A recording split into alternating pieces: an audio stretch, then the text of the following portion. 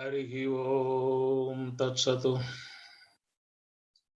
ओम गुरुर्ब्रह्मा गुरुर्विष्णुः गुरुरेव महेश्वरः गुरु साक्षात् परब्रह्म तस्मै श्री गुरवे नमः। कैवल्यामृतपान शिष्य विभवं स्वराज्यपीठस्थितं श्रीयादाटि नरहरि शिष्य तिलकं वेदांत विज्ञानदम् आत्मानात्म विवेक दत्त सुवचं श्रीलक्ष्मणार्योत्तमं पृथ्वी स्थान तुरीय मार्गगमनं चैतन्यमूर्तिं भजे। परम पूज्युలు పవిత్రాత్మ స్వరూపులు లోకోద్ధారకులు మహర్షులు తత్వవేత్తలు బ్రహ్మవేత్తలు విద్వరేణ్యులు ఋషిమనులు జ్ఞానులు యోగులు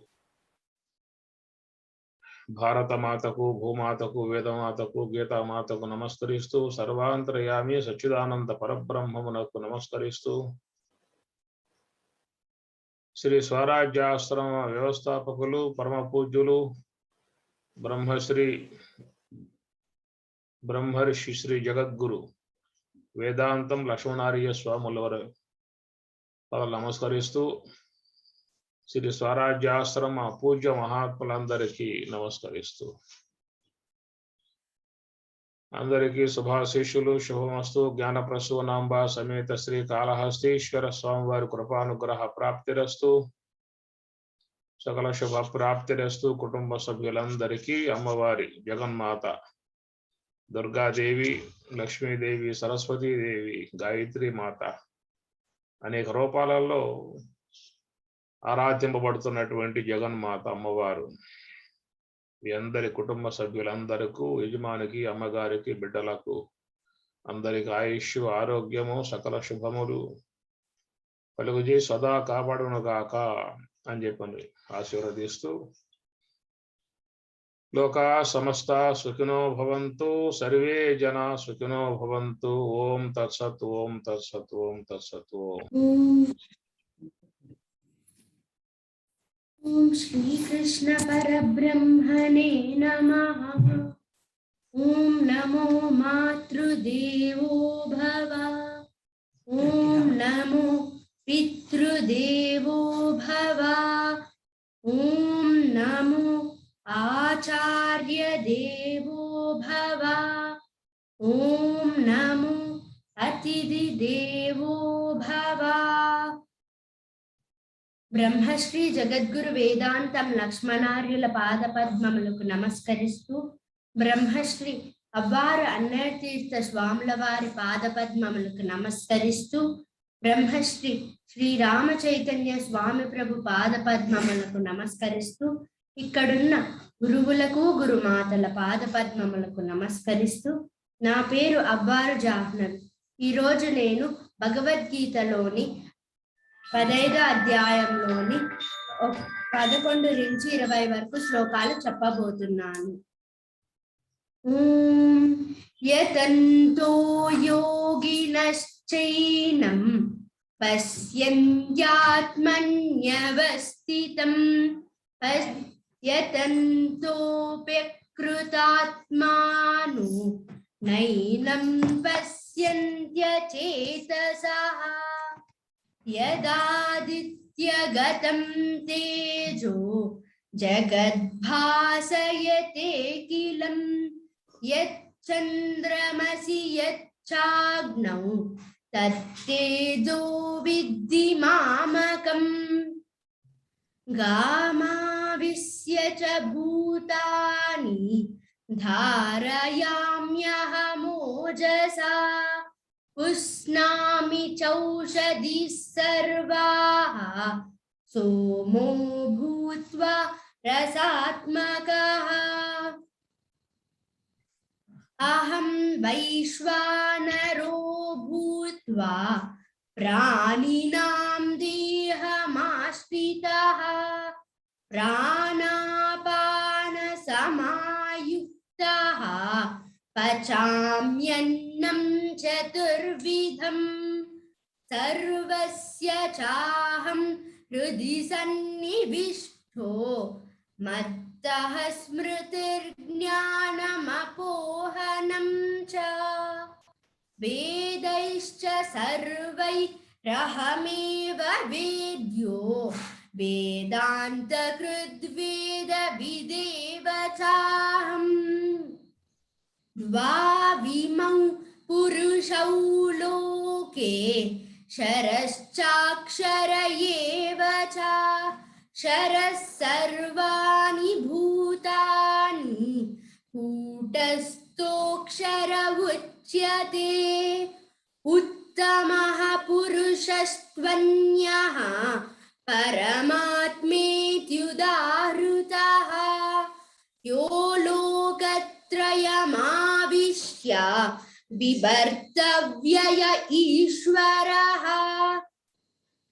यस्माक्षरमतीतोऽह मक्षरादपि चोत्तमः अतोऽस्मि लोके वेदे च प्रथितः पुरुषोत्तमः यो मामेवमसम्मूढो जानाति पुरुषोत्तमः स सर्वविद् भजति मां सर्वभावेन भारत इति गुह्यतमं शास्त्रमिदमुक्तं मया नघ एतद्बुद्ध्वा बुद्धिमान् स्यात् कृतकृत्यश्च भारत ॐ तत्सत् इति श्रीमद्भगवद्गीतासु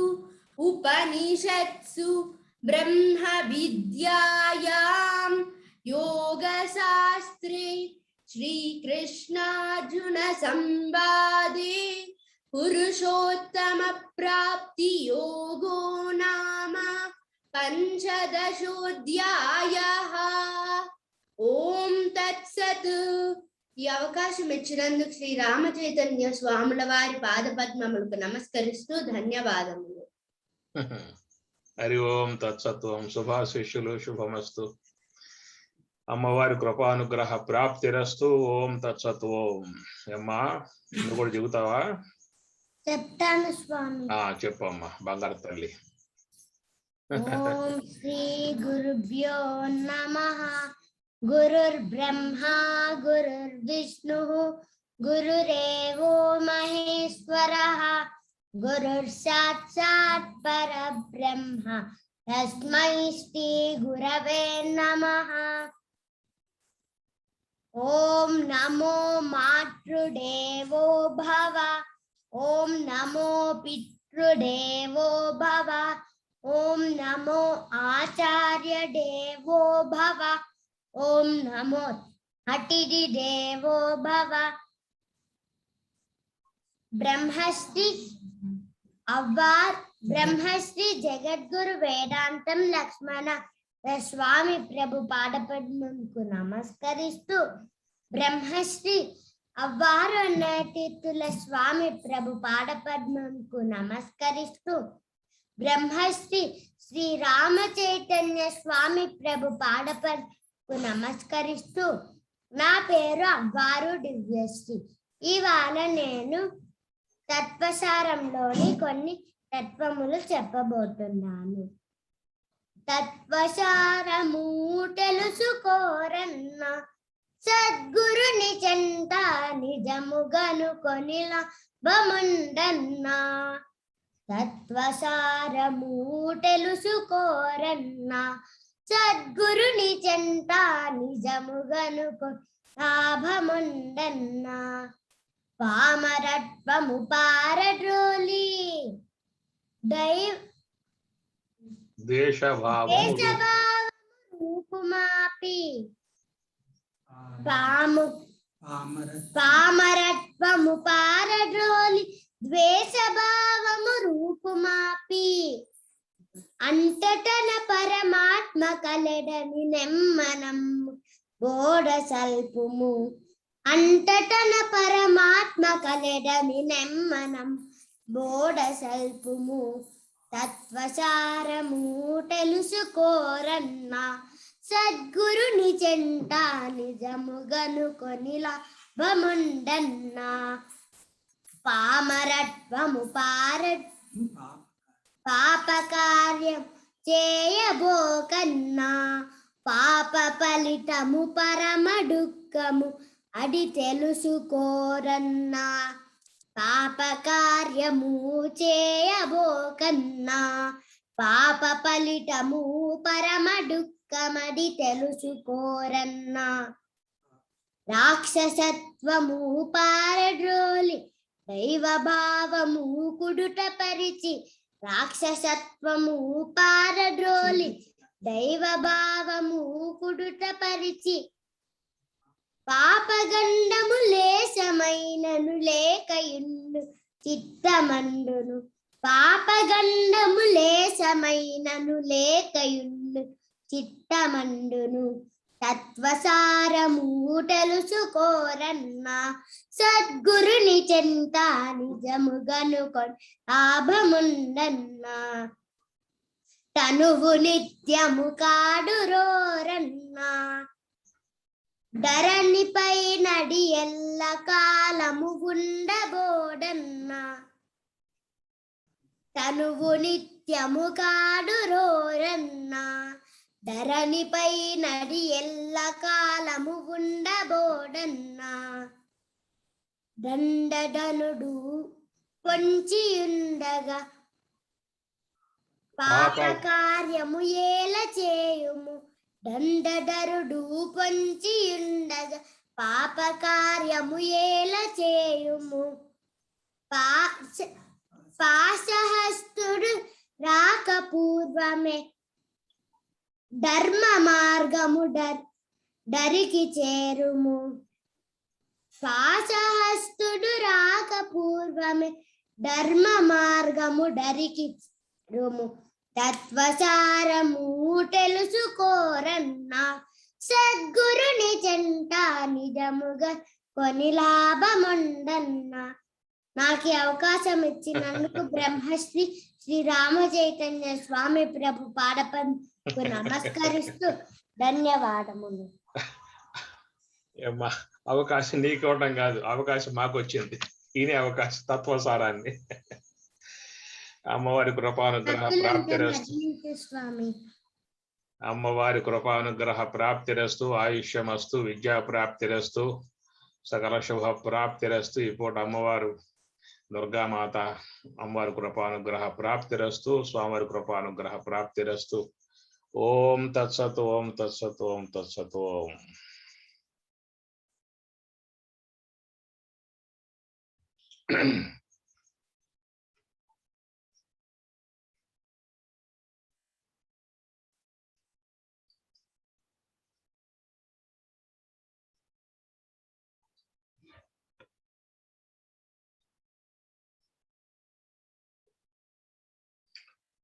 శ్రీ మహాలక్ష్మియట సింగారాలచే మరుదు, కాముని తల్లియట చకదనాలకే మరుదు, సోమునితో బుట్టువట సొంపు కలలకే మరుదు, కోమలాంగి చూడి కుడుతనాంచారి, చూడరమ్మ సతులాల శోభాల బాడరమ్మ, కూడున్నది సతి చూడి కుడుతనాంచారి,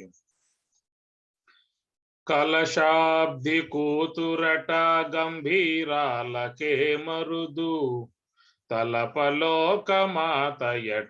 దయమరియే మరుదు, కలశాబ్ది కూతురట గంభీరాలకే మరుదు, తలపలోకమాతయట దయమరియే మరుదు, జలజ నివాసినియట చలదనమే మరుదు, జలజ నివాసినియట చలదనమే మరుదు, కొలది మీరా చూడి కుడుతనాంచారి, చూడరమ్మ సతులాల శోభాల బాడరమ్మ, కూడున్నది సతి చూడి కుడుతనాంచారి శ్రీ మహాలక్ష్మియట సింగారాలకే మరుదు కాముని తల్లియట చకదనాలకే మరుదు శ్రీ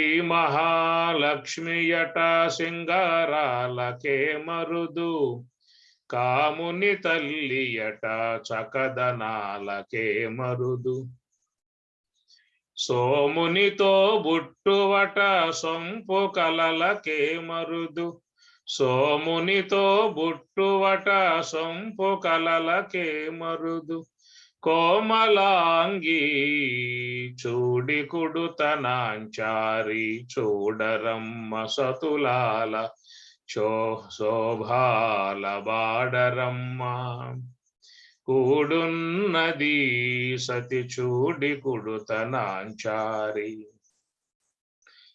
అమరవందితయట అటే మహిమయే మరుదు అమృతము చుట్టమట ఆనందాలకే మరుదు అమరవందితయట అటే మహిమయే మరుదు అమృతము చుట్టమట ఆనందాలకే మరుదు తమితో శ్రీ వెంకటేశు తానే వచ్చి పెండ్లాడి తమితో శ్రీ వెంకటేశు తానే వచ్చి పెండ్లాడి కొమెర వయసు చూడి కుడుతనాంచారి చూడరమ్మ సతులాల శోభాల బాడరమ్మ కూడున్నది సతి చూడి కుడుతనాంచారి చూడరమ్మ సతులాల శోభాల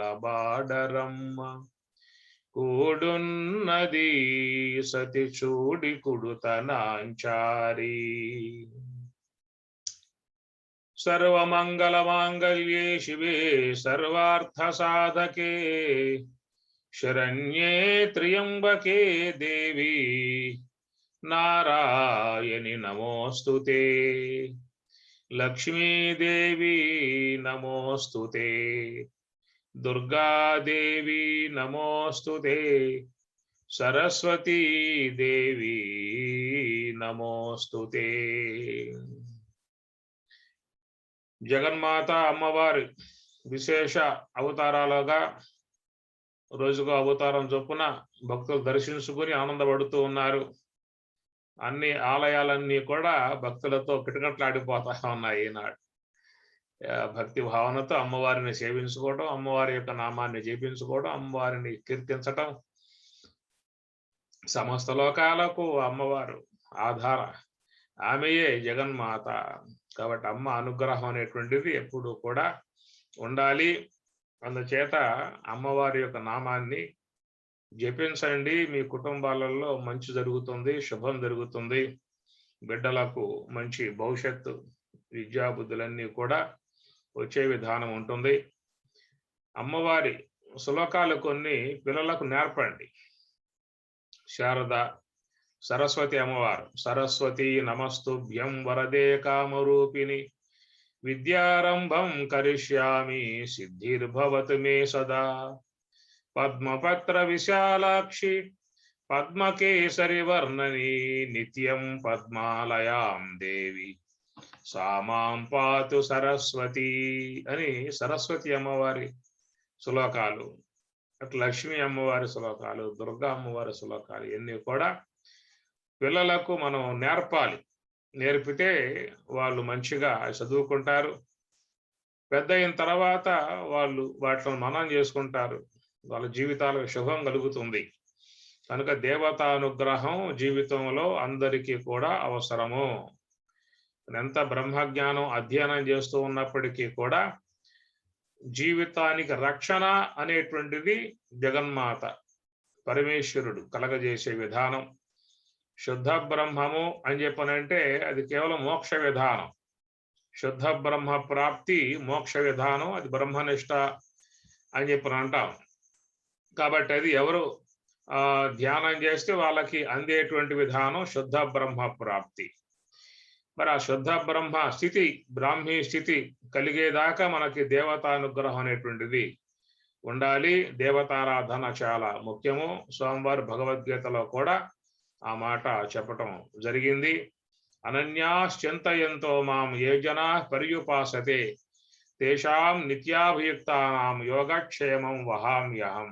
యోగక్షేమములు మనకి చక్కగా భగవంతుడు చూసే విధానం ఉంటుంది కాబట్టి మన పరమాత్మ పట్ల భక్తి భావన కలిగి ఉండాలి. ఎంత జ్ఞానాన్ని అధ్యయనం చేసినప్పటికీ కూడా మనకు జీవితంలో భక్తి అనేది ఎప్పుడూ కూడా కలిగి ఉండాలి.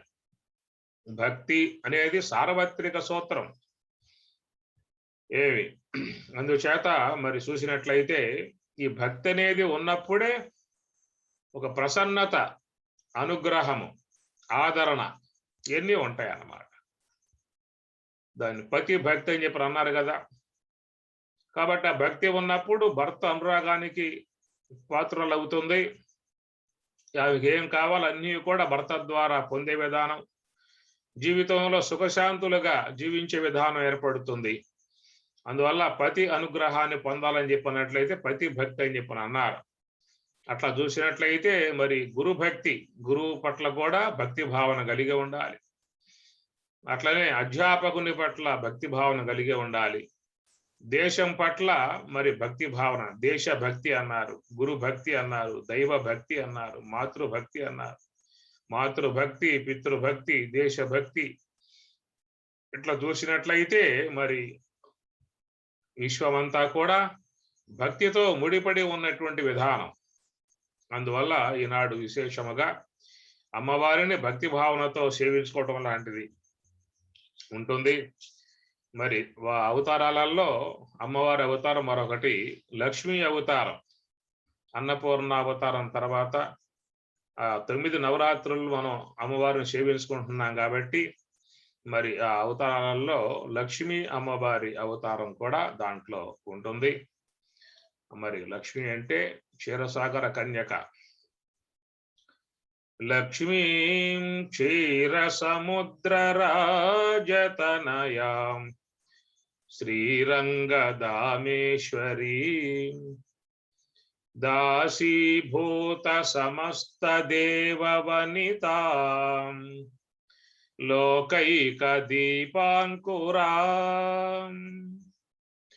శ్రీమన్మందకటాక్షలబ్ధ విభవద్ బ్రహ్మేంద్ర గంగాధరాం త్వాం త్రైలోక్య కుటుంబినీం సరసిజాం వందే ముకుంద ప్రియాం, వందే ముకుంద ప్రియాం.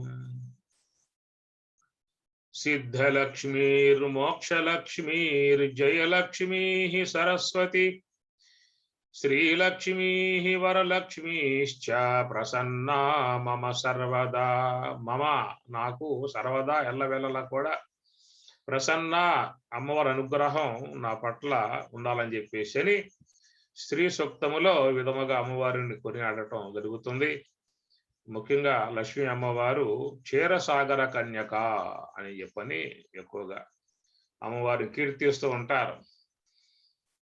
ఎందుకంటే సముద్రం క్షీరసాగరం నుంచి అమ్మవారు ఆవిర్భావం అయింది కాబట్టి ఆ క్షీరసాగర కన్యక, క్షీరసాగర పుత్రిక అని సముద్రుని యొక్క పుత్రికగా ఆమె పేరుగాంచటం జరిగింది. దుర్వాస మహర్షి యొక్క శాప కారణముగా దేవతల సంపదలన్నీ కూడా నీటి పాలైపోయాయి. ఆయన శపించాడు, ఈ సంపదలన్నీ కూడా నీటి పాలైపోగాక అని శపించాడు. దానికి వేరే కారణం ఇంద్రుడు చేసినటువంటి తప్పిదానికి సకల దేవతలు కూడా ఆ శిక్ష అనుభవించాల్సిన పరిస్థితి ఏర్పడింది. మరి ఆ క్షీరసాగరం నందు నివాసముగా ఉన్నటువంటి స్వామివారు వైకుంఠవాసుడు ఉన్నది ఎక్కడ అని చెప్పనంటే క్షారసాగరమా క్షీరసాగరమా అని చెప్పనంటే క్షీరసాగరం. క్షార అంటే ఉప్పు, ఉప్పుతో ఉన్న సాగరం మనం చూస్తూ ఉన్నాం, మనం సేవిస్తూ ఉన్నాం, నమస్కారం చేస్తాం, స్నానం కూడా చేస్తాం. కానీ స్వామివారు నివాసముగా ఉన్నటువంటిది క్షీరసాగరం కనుక క్షీరసాగర నివాసి స్వామివారు. పాల సవియితడెరుగు పాల పవలించే గోపాలుడని మేమితని భజయింపగా. అన్నమాచార్యుల వారు అద్భుతంగా స్వామివారిని కీర్తిస్తారు. కనుక ఆ ప్రకారముగా క్షీరసాగరమే నివాసముగా చేస్తున్నటువంటి విధానములో మరి అమ్మవారు సముద్ర పాలైపోయింది. దేవతల సంపదలన్నీ కూడా సముద్రంలో పడిపోయాయి. తిరిగి మరలా ఆ సంపదలు పొందాలనేటువంటి విధానముగా సకల దేవతలు కూడా శ్రీమన్నారాయణుని ఆశ్రయించారు. స్వామి, మా యొక్క సిరులన్నీ కూడా సంపదలన్నీ కూడా దుర్వాస మహర్షి యొక్క శాప కారణముగా మొత్తం సముద్ర పాలైపోయాయి. మరి ఎట్లా మేము పొందాలనేటువంటిదిగా శ్రీ మహావిష్ణువుని ప్రార్థిస్తే స్వామివారు చెప్పారు, అరే నాయన, నువ్వు చేసిన తప్పిదానికి నీ సంపదలే కాదు, మా వంశం యొక్క సంపద కూడా సముద్ర పాలైపోయింది. లక్ష్మి కూడా సిరిలో ఉన్న భాగం కాబట్టి ఆమె కూడా సముద్ర పాలైపోయింది. కాబట్టి ప్రకారంగా మనం తిరిగి మన యొక్క సంపదలు మనం పొందాలని చెప్పి అన్నట్లయితే క్షీరసాగరాన్ని బాగా మధ్యం సాలిసి ఉంటుందని చెప్పి అన్నారు. మరి ఆ క్షీరసాగరం మధించే విధానములో ఎట్లా చేయాలి అనే విషయం వచ్చినప్పుడు మరి ఆ మందరగిరి పర్వతం, ఆ పర్వతమునే కవ్వముగా చేసుకోండి. వాసుకి త్రాడుగా ఏర్పాటు చేసుకుని మధ్యంసం అని చెప్పని స్వామివారు సలహా ఇవ్వటంతో మరి ఆ దేవతలు రాక్షసులతో కూడా సఖ్యత చేకూర్చుకుని ఇరువురం కలిసి అమృతం కోసముగా ఈ క్షీరసాగరం చేద్దాము, వచ్చిన దాంట్లో మీకు కూడా కొంత భాగం ఉంటుంది అని చెప్పని రాక్షసులను కూడా ఒప్పించుకుని దేవతలు ఇరువురు కూడా క్షీరసాగరం మధించటానికి పూనుకున్నారు. ఆ ప్రకారంగా మరి ఆ పర్వతాన్ని పెకలించి దేవతలు తీసుకొస్తూ ఉంటే దాని బరువు బొయ్యలాక దేవతలందరూ కూడా దాని కింద పడి నుగ్గునుగ్గైపోయారు చాలా మంది. మరి శ్రీహరిని ప్రార్థించగా ఆయన గరుడారూఢుడై వచ్చి ఆ గిరిని తీసుకొచ్చి పాలసాగరంలో నిక్షిప్తం చేశాడు. ఆ తర్వాత మరి దానికి వాసుకి త్రాడుగా కావాల్సి వచ్చింది. మరి వాసుకిని అడిగితే ఆయన చెప్పాడు, అయ్యా నేను రానని చెప్పిన అన్నాడు. దానికి చుట్టి నన్ను మీరు వాళ్ళు కలిసి లాగితే నా దేహమంతా ఏం కావాలయ్యా, కనుక అది ప్రమాదంతో కూడిన వ్యవహారము. కాబట్టి ఆ యొక్క పర్వతానికి చుట్టి లాగే విధానంలో నువ్వు లాగుతావు, వాళ్ళు లాగుతారు, మధ్యలో ఎవరు నలిగిపోవాలి, నేను నలిగిపోవాలి పర్వతం యొక్క కిరణంలో పడి. అందువల్ల నేను రానని చెప్పని వాసుకి మొండికేశాడు. మొండికేసినప్పుడు వీళ్ళు కొంచెం బుజ్జగించి కొంచెం అనునయించి, అయినా నువ్వేం బాధపడమాక, నీకు కూడా వచ్చే అమృతంలో వాటా ఇస్తావని చెప్పేసి అని ఆయన కాస్త వాటా విధానం కలగజేసి ఆయన ఏదో కొంచెం నిమిరి బతిమలాడి స్తోత్రం చేసి చివరికి ఒప్పించటం జరిగింది. సరే ఆయన కూడా వచ్చాడు. పర్వతానికి ఆ వాసుకు చుట్టుకోగా మరి లాగటానికి దేవతలు పని భాగంలో చేరుకున్నారు. శిరస్సు భాగంలో చేరుకుంటే అప్పుడు రాక్షసులు వచ్చి మందలించారు, ఏమిరా మీరు పని భాగంలో చిరో భాగంలో మీరు ఉంటే మేము పోయి తోక పట్టుకోవాలా? కాబట్టి మేము అగ్రస్థానంలో ఉన్నటువంటి వాళ్ళం, మేము తపో సంపన్నులం, తపస్సు చేసేటువంటి వాళ్ళం, అలాంటి మమ్ములను ఇంత పరుస్తారని చెప్పేసి అని దేవతలని అక్కడి నుంచి పంపించేశారు. శిరోభాగం, ఆ సర్పానికి శిరోభాగములో రాక్షసులు నుంచున్నారు. ఈ వెనకాల పుచ్చ భాగంకి దేవతలు వచ్చారు. ఎందుకంటే దేవతలు తెలివి గలవాళ్ళు. రాక్షసులు ఎలాంటి వాళ్ళని చెప్పనంటే మనం ఏదైతే అవునంటామో వాళ్ళు కాదంటారు, ఏది కాదు అని చెప్పని అంటామో అవునని చెప్పనే విధానాలు ఉంటాయి. రాక్షస విధానం, ఈ రాక్షసాంశంతో పుట్టినటువంటి విధానంలో లోకంలో మానవులు కూడా గమనించండి. ఏదైతే మనం అవును అని చెప్పని అంటామో వాళ్ళు కాదు అంటారు. అంతేక మనం కాదు అని చెప్పి అన్నాం అనుకో వాళ్ళు అవును అని చెప్పని అంటారు. ఇలాంటి మొండి వాదన చేసే విధానం రాక్షసాంశంలో ఉంటుంది. అందుచేత మనం గనక ముందుగా తోక వైపుకు పోయామనుకో తిరిగి మళ్ళా వాళ్ళు మనం మందలించి తల వైపు పంపుతారు. అందువల్ల మనం ముందుగానే తల వైపు ఉన్నామనుకో తోక వైపు పంపుతారు. ఎందుకంటే తల భాగంగా ఉంటే అది ప్రమాదంతో కూడిన వ్యవహారం. అది బాగా మదిస్తున్నప్పుడు ఆ సర్పం నుంచి వెలువడేటువంటి విషప గాలులు పీల్చి మనం సాగాల్సి వస్తుంది. అందుచేత తోక వైపు ఉన్నామంటే భద్రంగా ఉండే అవకాశం ఉంటుంది. ఈ తల వైపు ఉండే ప్రమాదం వస్తుందని చెప్పిన ఉద్దేశంతో దేవతలు రాక్షసుల యొక్క స్వభావాలు గమనించి వాళ్ళు ముందుగా తల భాగంలోకి పోతే వాళ్ళు తరిం కొడితే తోక వైపుకి వచ్చారు, బతికిపోయామని చెప్పేసి సంతోషపడ్డారు.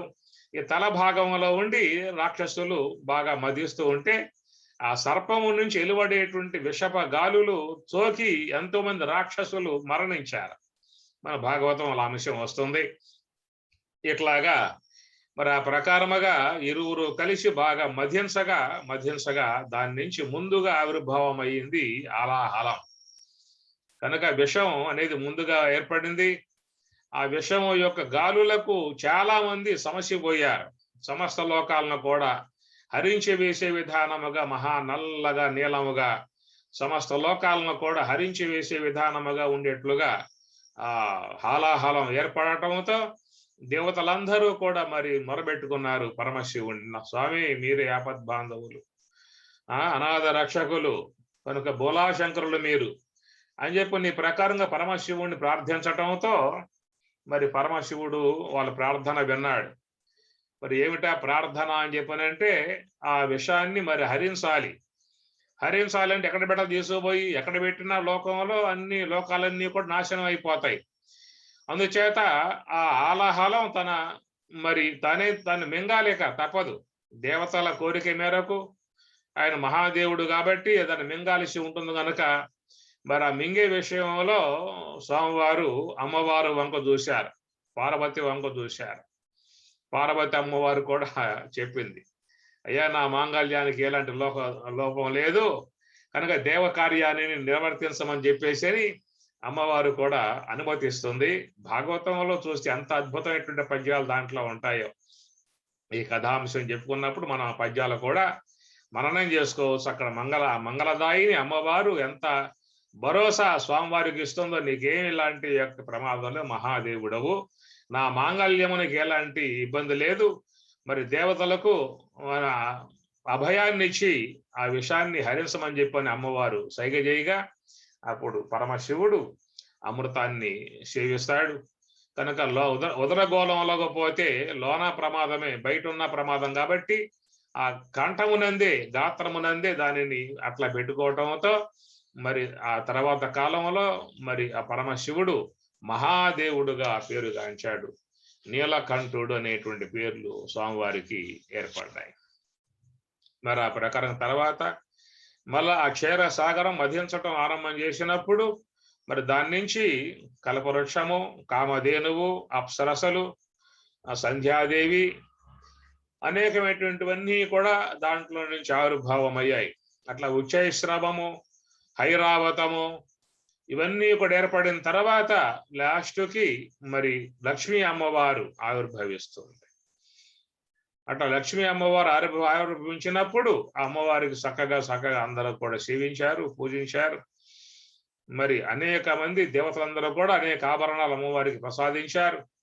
సర్వాలంకారం శోభిత ఉన్నటువంటి అమ్మవారు చివరికి స్వామివారిని వరించింది, వైకుంఠ ధామం చేరుకున్నది. ఆ చివరికి ఏర్పడ్డటువంటిది అమృతం. మనకు అమృతం కోసంగా రాక్షసులు దేవతలు కొంత పోరాటం చేయటం జరుగుతుంది.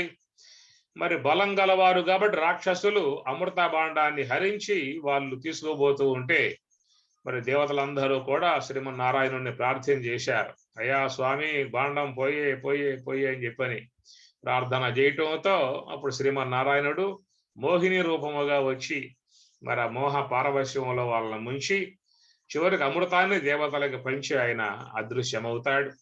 ఈ ప్రకారంగా మనకి లక్ష్మీ అమ్మవారి యొక్క లక్ష్మీం క్షీర సముద్రరాయతనయాం శ్రీరంగ దామేశ్వరీం అని చెప్పన్నట్లుగా అమ్మవారిని క్షీరసాగర కన్యగా చెప్పేటువంటి విధానం.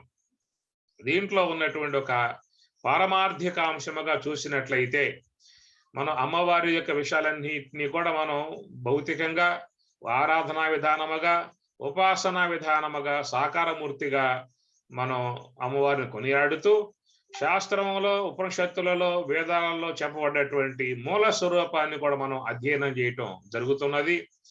అయితే ఇక్కడ క్షీరసాగరము అని చెప్పి అన్నప్పుడు మహాకారణ స్థలము అది క్షీరసాగరము. ఏమి అనగా అది శుద్ధమై ఉన్నటువంటి తెల్లటి వర్ణం కలిగి ఉన్నటువంటి జ్ఞాన విధానమే క్షీరసాగరము. కనుక క్షీరసాగరములో మోక్ష లక్ష్మి ఆవిర్భావం కావాలని చెప్పన్నట్లయితే ప్రతి ఒక్కరూ కూడా ఈ సాగరాన్ని మధ్యంసాలిసి ఉంటుంది. అనగా మథనం చేస్తేనే నీకు దాని నుంచి ఏదైనా ఆవిర్భావం అయ్యే అవకాశం ఉంటుంది. తరువ తరువ బుట్టు తరువు నందనలంబు తరువ తరువ బుట్టు దతి దతి కృతంబు తలప తలప పుట్టు తనువున తత్వంబు అన్నాడు వేమన. కనుక మరి వెన్న రావాలంటే పెరుగును బాగా మధ్యంసాలి, నువ్వుల నూనె రావాలంటే నువ్వులను బాగా మధ్యంసాలి, కట్టెలో ఉన్నటువంటి అగ్ని బయటికి రావాలంటే కట్టెను బాగా మధ్యంసాలి. అట్లాగా లోన ఉన్నటువంటి తత్వం నీకు తెలియబడాలని చెప్పన్నట్లయితే నీవు కూడా సోహం భావ ధ్యానముతో బాగా మధ్యంసాలి. కనుక ఈ ప్రకారముగా మధించే మదన సంబంధ అంశమే ఈ క్షీరసాగర మదనము అని చెప్పని అంటారు. క్షీరము అనగా పాలు, ఎందుకంటే పాలు తీయగా ఉంటాయి, తెల్లగా ఉంటాయి. అట్లాగా ఈ మహాకారణమై ఉన్నటువంటి మోక్ష విధానమై ఉన్నటువంటి శుద్ధ సాత్విక బ్రహ్మాకార వృత్తిగా ఉన్నటువంటి జ్ఞానమునందు మహాకారణ స్థలమునందు ప్రతి ఒక్కరూ కూడా ఈ క్షీరసాగర విధానముగా మధ్యంసాలిసి ఉంటుంది. ఈ మథనం చేయగలిగితేనే వారు మరి మోక్ష లక్ష్మిని గాంచగలుగుతారు, అమృతాన్ని పొందగలుగుతారు. అమృతము అంటే నాస్తి మృతం మరణం యస్య సహా అమృతం. దేనికైతే మరణం లేదో ఈ మరణ రహితమై ఉన్నటువంటి యొక్క విధానమే అమృతము అని చెప్పని, ఆ అమృతాన్ని సేవించినటువంటి వారే అమరులు. ఇక వారికి పుట్టుక చావనేటువంటి ఏమి ఉండవేక. అమరులు అని చెప్పనంటే మర అంటే చావటం. కాబట్టి పుడితే కదా సత్య విధానం, ఇంకా పుట్టుకే లేనప్పుడు సత్యదేముంది ఇంకా. కాబట్టి పుట్టుక చావు ఈ రెండు కూడా లేకుండా ఉన్న వస్తువు బ్రహ్మము. విశ్వంలో అన్ని పదార్థాలకు పుట్టుక ఉన్నది, మరి అంతము ఉన్నది. ఆది అంతం అనేటువంటిది జగద్ విషయాలలో ఉండేటువంటి విధానము. కనుక ఆది అంతములు లేకుండా ఉన్నటువంటి స్వరూపం బ్రహ్మము. కాబట్టి ఆ బ్రహ్మం అమృతం, అమృత స్వరూపం. కనుక అమృతాన్ని పొందాలని చెప్పి అన్నట్లయితే మరి ఆ మోక్ష లక్ష్మి అమ్మవారిని గాంచాలని చెప్పి అన్నట్లయితే ప్రతి ఒక్కరూ కూడా ఈ క్షీరసాగర మదనమును కొనసాగించాల్సి ఉంటుంది. అది కాబట్టి క్షీరసాగర విధానములో మరి మనలో ఉన్నటువంటి కుండలిని అనేటువంటిది పర్వతం. కుండలిని శక్తి అనేది ఉంటుంది కదా. ఆ కుండలిని శక్తి అనేటువంటిది మరి మేరు పర్వతముగా భావించినప్పుడు దానికి చుట్టబడ్డటువంటి ఇటు అటు అత్యతిష్ట దశాంగులం 10 అంగుళములుగా ఆ పయనించేటువంటి ఏ యొక్క శ్వాస ఉన్నదో ఆ శ్వాసయే దాన్ని సర్పము అని చెప్పని అంటారు. కాబట్టి బుసగొట్టేటువంటి సర్పం ఈ శ్వాస అని చెప్పని. ఏమి ఈ ప్రకారముగా ఉన్నటువంటి బయటికి వచ్చేటువంటి శ్వాస, లోనికి పోయేటువంటి శ్వాస. బయటికి వచ్చేటువంటి శ్వాస ఏమో పడగ భాగము, లోనికి పోయేటువంటి శ్వాస ఏమో పుచ్చ భాగం, తోక. పుచ్చ భాగము సన్నగా ఉంటుంది, ఆ పని భాగము విస్తరించి ఉంటుంది. అట్లాగా ఈ బయటికి వచ్చేటువంటి విధానం ఎట్లా ఉందని చెప్పనంటే ఈ పంచ పడగలు, ఈ జ్ఞానేంద్రియములే పంచ పడగలు. శ్రోత్ర, త్వక్కు, చక్షు, జిహ్వ, గ్రాణం అనబడేటువంటి ఈ పంచ పడగలు కలిగి ఉన్నటువంటి భాగమేమో బయటకు వచ్చే సకార భాగము. మరి లోనికి పోయే భాగం సూక్ష్మముగా ఉంటుంది. అనగా పుచ్చ భాగం సూక్ష్మంగా ఉంటామని చెప్పనంటే ఆ సుషుమ్న నుంచి వస్తుంది. కాబట్టి ఆ సుషుమ్న భాగము సూక్ష్మముగా ఉండేటువంటి భాగం. కనుక పుచ్చ భాగం వైపేమో దేవతలు ఉన్నారు, పని భాగం వైపేమో రాక్షసులు ఉన్నారు. ఈ పని భాగం బయట ఉన్నది, బయట ఉన్నటువంటి అంశము పుచ్చ భాగం, లోపల ఉన్న అంశము సుషుమ్న అని చెప్పని. అందుచేత ఈ బయట ఉన్నటువంటి విధానముగా చూసినట్లయితే అసురులు, లోన ఉన్నటువంటి పుచ్చ భాగం వైపు ఉన్నటువంటి వారేమో సురులు, సురులు అసురులు. కనుక అసురులు సురులు అని చెప్పనంటే ఏమిటి?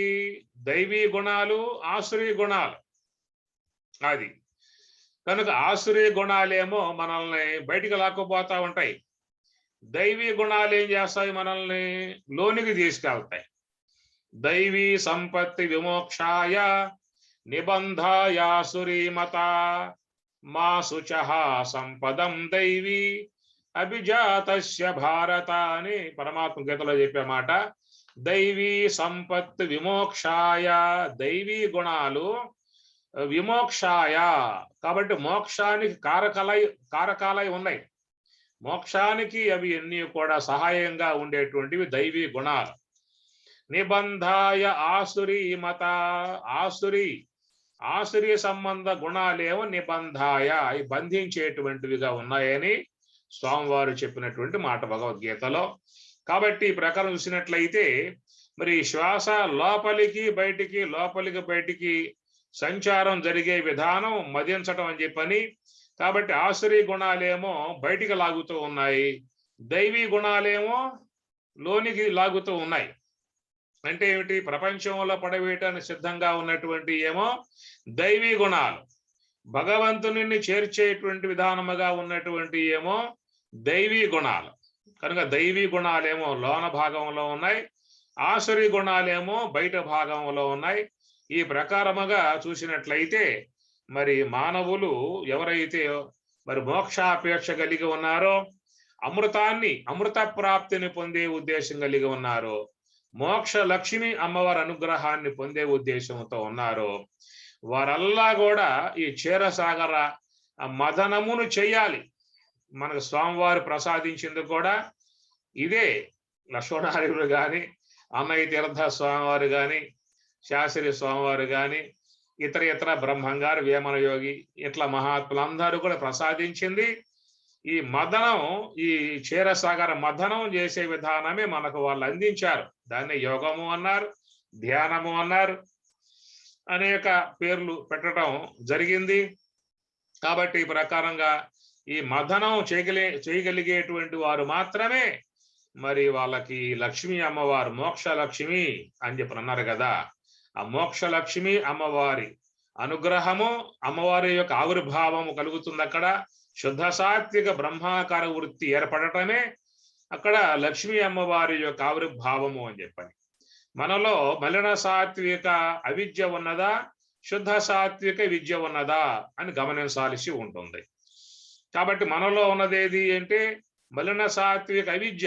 ఈ మలిన సాత్విక అవిద్య ఉండటం కారణముగా మనందరం కూడా మరి భవబంధాలలో పడి నానా దుఃఖాలు పొందే విధానముగా ఉన్నాం. కనుక ఈ మలిన సాత్విక అవిద్యను మనం లేకుండా చేసుకోగలిగితే మనలో శుద్ధ సాత్విక విద్య ఆవిర్భావం అవుతుంది. ఆ శుద్ధ సాత్విక విద్యయే లక్ష్మి యొక్క ఆవిర్భావము, అమ్మవారి యొక్క ఆవిర్భావము. ఆమెయే క్షీరసాగర కన్యగా పేరుగాంచిన విధానము. క్షీరము అంటే తీయగా ఉండేటువంటి, క్షీరము అంటే శుద్ధముగా ఉండేటువంటి, తెల్లగా ఉండేది. కాబట్టి ఆ తెల్లిపోతనం కలిగే ఉన్నటువంటి విధానమే మరి ఆ శుద్ధ సాత్విక బ్రహ్మాకార వృత్తిగా మనం చెప్పుకోవాల్సి వస్తుంది. అలాంటి ఆ విధానముగా క్షీరసాగర కన్యక ఆవిర్భావం కావాలి. తర్వాత మరి బ్రహ్మము యొక్క అమృత ప్రాప్తి, మోక్ష ప్రాప్తిని పొందాలి. కాబట్టి అవి పొందాలన్న అపేక్ష ఉన్నటువంటి వారు తప్పనిసరిగా చేయాల్సి ఉంటుంది. ఈ క్షీరసాగర మదనం చేయాల్సి ఉంటుంది. కాబట్టి ఈ ప్రకారం గురుదేవుని ద్వారా మనం ఏ యొక్క బ్రహ్మోపదేశాన్ని పొందామో ఆ పొందినటువంటి గురుదేవుని యొక్క అనుగ్రహముతో మనం చక్కగా ఆ క్షీరసాగరం మదనం చేసి లోన ఉన్న శుద్ధ సాత్విక బ్రహ్మాకార వృత్తి లక్ష్మీ అమ్మవారిని అమ్మవారి అనుగ్రహాన్ని సాధించుకుని బ్రహ్మంలో పోవటానికై మరి అందరూ కూడా ఈ క్షీరసాగర మదనాన్ని చేయాల్సి ఉంటుంది. ఆ విధముగా మరి వాళ్ళు కూడా ఆ క్షీరసాగర మదనం ఆరంభం చేయగానే మరి దాని నుంచి ఒక్కసారిగా విషం ఆలాహలం ఆవిర్భావం అయ్యింది. ఆలాహలం అనేటువంటిది పుట్టుకొచ్చింది. ముందుగా పుట్టేది అమృతమా ఆలాహలమా? ముందుగా ఏర్పడేది అమృతమా ఆలాహలమా? అందువల్ల ఆలాహలం ముందు ఏర్పడుతుంది. దాన్ని అధిగమించగలిగితే అమృత ప్రాప్తిని పొందే అవకాశం ఉంటుంది. మన వ్యవహారములో కూడా ఒక మంచిని సాధించాలంటే, ఒక కార్యాన్ని సాధించాలంటే, ఒక లక్ష్యాన్ని చేరుకోవాలంటే అనేక అడ్డంకులు వస్తాయి, అనేక ఇబ్బందులు వస్తాయి. అవన్నీ కూడా ధైర్యంగా ముందుకు పోగలిగితే మనం లక్ష్యాన్ని చేరుకునే అవకాశం ఉంటుంది. కనుక అనుకోగానే మనకి ఏ పని కూడా మనకు సిద్ధమై ఉండదు. చాలా దానికోసం మనం పోరాటం చేయాలి. చేయగలిగితేనే చివరికి లక్ష్యాన్ని చేరుకునే అవకాశం ఏర్పడుతుంది. అందుచేత ముందెత్తులో కలిగేటువంటి అనేక సమస్యలు, ఇబ్బందులు అనేవన్నీ కూడా మనకి వ్యవహారం ఎట్లయితే ఉంటాయో అట్లాగా మరి ఈ యొక్క మోక్ష విధానంలో కూడా క్షీరసాగర కన్యక అమ్మవారి అనుగ్రహం పొందటానికి, అమృత ప్రాప్తిని పొందటానికై ఉన్నటువంటి విధానములో ఎవరైతే ఈ యొక్క క్షీరసాగర మథనాన్ని చేయటం పూనుకుంటారో అని అర్థం. లోకంలో చాలా మంది ఉన్నారు, వాళ్ళెవరికీ కూడా ఈ యొక్క అపేక్ష లేదు. అమృత ప్రాప్తిని పొందే అపేక్ష లోకంలో ఎవరికొన్నది చెప్పండి? బ్రహ్మానుభవాన్ని పొందాలి, బ్రహ్మైక్య సిద్ధిని పొందాలి, బ్రహ్మం లీనం కావాలి అనేటువంటి అపేక్ష లోకంలో ఎంతమందికి ఉంటుంది? చాలా మందికి తక్కువ, చాలా మందిలో లేదు.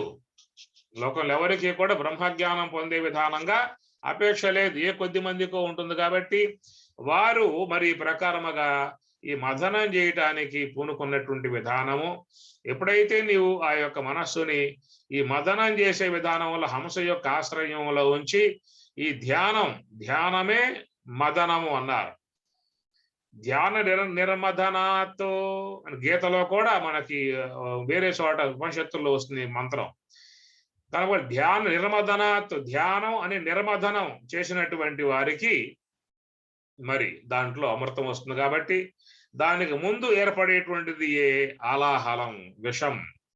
ఏమిటా విషము అని చెప్పనంటే, మనం ధ్యానంలో ప్రవేశించగానే ముందుగా వచ్చేది ఏమిటి అంటే ఆలాహలం. విషం అంటే ఆలోచనలు, సంకల్పములు. కనుక ధ్యానములో కూర్చున్నటువంటి వాళ్ళల్లో చాలా మంది ఉండేటువంటి విధానము సంకల్పాలతోనన్నా ఉంటారు, లేదా నిద్రపోతూనన్నా ఉంటారు. ఇది ఈ రెండు వస్తాయి. ధ్యానంలో కూర్చోగానే సంకల్పాలన్నా వస్తాయి, నిద్రన్నా వస్తుంది. లేక కూర్చోగానే యోగ సమాధి వచ్చేస్తుందా? రాదా? కూర్చోగానే యోగ సమాధి రాదా? ఏవి? కాబట్టి ఈ ప్రకారంగా కూర్చోగానే యోగ సమాధి రాదు. క్షీరసాగరం మదనం చేసేటువంటి దేవతలకు కూడా ముందుగా అమృతం పుట్టిందా? ఆలాహలం పుట్టింది. అట్లా మన పరిస్థితి కూడా ఇది పారమార్థిక అంశాలు. మన వ్యవహారముగా చూపించేవన్నీ కూడా మన స్వామి అనుగ్రహముతో పారమార్థిక అంశాలను మనం చక్కగా చెప్పుకునే అవకాశం లభ్యమయ్యింది. అది కూడా స్వామివారి కృపానుగ్రహమే. మనకంటూ ఏమీ తెలియదు, నీకు తెలియదు, నాకు తెలియదు, ఎవరికీ తెలియదు. ఆ జగద్గురువులు, ఆ మహాత్ములు మనకి ఇవ్వబట్టి, లక్ష్మణార్యులు, శాస్త్రి స్వామి గారు, అన్నయ్య తీర్థ స్వామి గారు మనకు అందించబట్టి 4 మాటలు చెప్పుకుంటున్నామే తప్ప మనకైనా ఏం తెలుసు దీంట్లో? ఏమి. అందుచేత మనం కూర్చోగానే మరి అమృత ప్రాప్తి, బ్రాహ్మ్య అనుభవం వచ్చేట్లయితే మనకి శ్రమ ఏముంది? ఇంకా ఈ ఉపన్యాసాలు అవసరం లేదు, ఇంకేం అవసరం లేదు. నువ్వు ఏ పూట స్వామి దగ్గర సోహం భావ ధ్యానం చెప్పించుకున్నావో అదే పూట అదే స్వామి సన్నిధిలో బ్రహ్మానుభవం పొంది ఇంటికి వచ్చేస్తారు అదే క్షణంలో. అంత తేలిగ్గా ఉన్నట్లయితే.